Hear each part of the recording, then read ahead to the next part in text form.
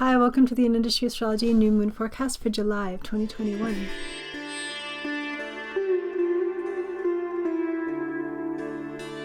The moon is waning, the energy is diminishing.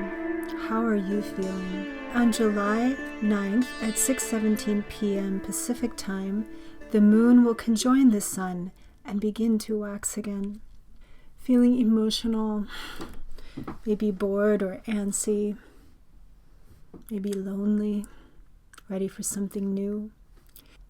This new moon has a lot of power of renewal, restarting within it. The new moon is in the area of the sky or the Vedic lunar mansion called Punarvasu Nakshatra. Punarvasu. Punarvasu means return of the light, and it is the star of renewal. So there's something about coming back to life, starting again, getting a fresh start.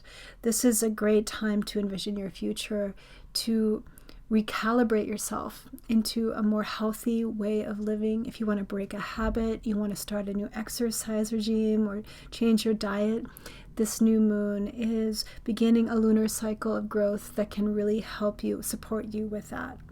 Also, this Punarvasu new moon is getting a very positive aspect from Jupiter. Jupiter is the expansive energy of growth and protection, and this new moon has a very special connection to it. Also, Punarvasu is connected to the goddess Aditi, an ancient Vedic goddess of creation that is very expansive. In fact, Aditi means boundless, infinite, always renewing itself, always growing. She is the mother of all creation, mother of even the gods like Brahma, who created us. So she has a very special, divine, and infinite energy. She is considered to be the Parashakti, the great life force that is always giving forward, always renewing itself in this universe. And we are a part of it, right? Like Mother Nature. Connecting to the earth is something that I think we should all do on this new moon. Really connecting to how we are part of the ecosystem around us. Maybe you buy food locally sourced, or you grow your own food. Maybe you are feeling like you could take action to make a bigger difference in your community. Aditi is a goddess, a mother goddess that protects us, right, and nourishes us. So how you connect to your family, your children, or yourself, how you nourish yourself is important too on this new moon. There's a lot of healing, a lot of coming back into our hearts, heart-centered kind of energy within this new moon. And it's a good thing too, because with this Mars-Saturn opposition with Uranus right at midpoint between them, the last couple of weeks, we've seen a lot of overheating. It has coincided with this deadly heat wave that we had in North America. We might be feeling more tension surrounding environmental issues as well. And the last full moon was in this, as I spoke about last vlog, in this foundation star of Mula, which is also a star connected to Nirati, which is destruction and disturbances, a lot of instability within that Mula star. It's interesting that that full moon coincided with the condo collapse in Miami. I thought that was just so tragic and very much in alignment with the more negative connotations of Mula Nakshatra. With Uranus's energy, there's a sort of awakening right now that can happen on a collective level and really motivate people to make steps forward. And Punarvasu is the nakshatra of the goddess, right? The divine feminine that protects us and keeps us alive here on this planet. On July 11th and 12th, be sure to take a look at the evening sky. See the waxing crescent moon right next to Venus and Mars. They should be very close together, just like a finger's width apart, with the crescent moon close by. Now, Venus is a very different energy from Mars. She's very heart-centered. She's very like water, while Mars is more like fire, right? And he's assertive and with clear boundaries. So these two coming together have a lot of potential for creativity, obviously, and a lot of passion, charisma, a sort of zeal to get something done. For relationships, this could be a very volatile time, though, too. It could be a passionate time, a time when people can get very swept up in their creative desires as well. It's a wonderful time to be pushing out of your comfort zones, but beware that, especially when Mars and Venus get very close together, starting a couple days after this new moon, on July 11th, they're going to be less than 1 degree apart. And this is called Graha Yuddha in Vedic astrology. It's said that when planets get that close together, they start to interfere with each other's light rays. And especially since Mars and Venus are quite distinct energies, this could be seen as sort of maybe conflict of some kind, war between the sexes, or maybe argumentativeness or general kind of volatility in relating.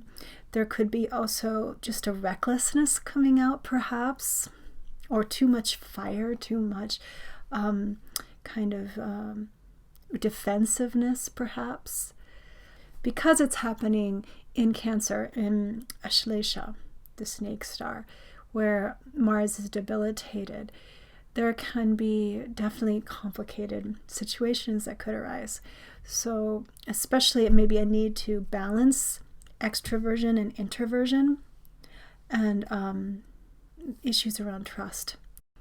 I think it's an auspicious sign, even though it might feel tense. There's a lot of creative power in this time. A lot of energy to reestablish maybe new norms for yourself, push yourself beyond your bounds, or establish new boundaries that are more healthy in relationship in particular. So let's just see what the tarot cards have to say about this new moon in Punarvasu.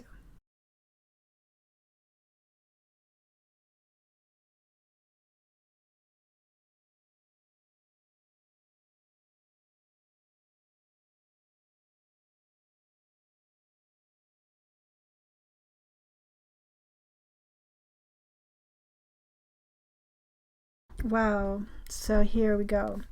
The first card is the Three of Cups, and then we have the Two of Cups as well. That polarity, Venus and Mars.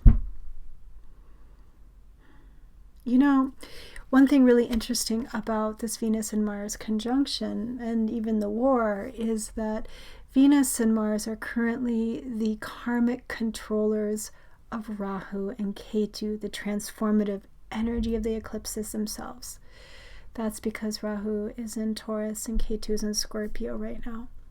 So all these eclipses, like we had last month, are in Mars and Venus's signs.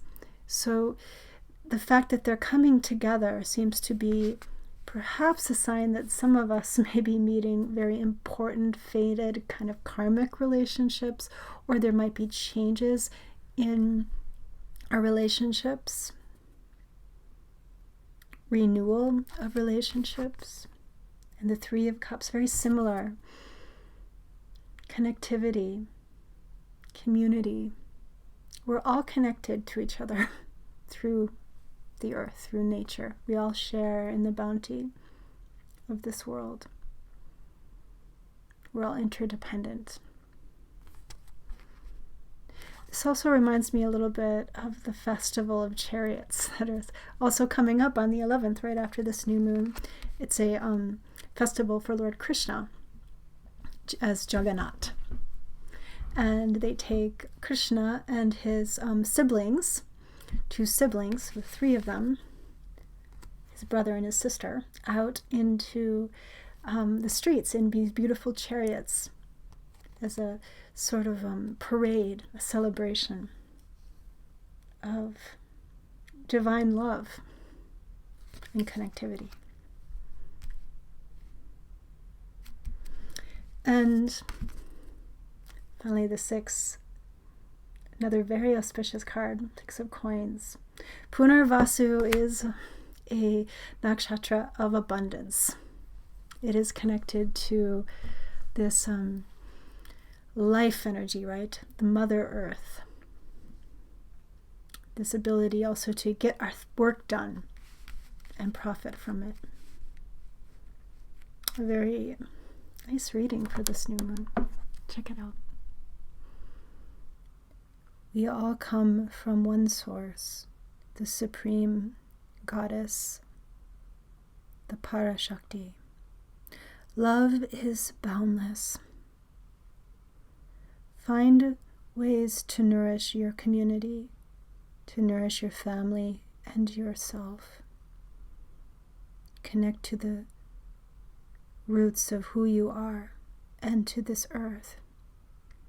We are not living on earth. We are the earth living. And when we protect her, when we protect the earth, we protect ourselves. There is infinite potential here. Trust in it. It is who you really are.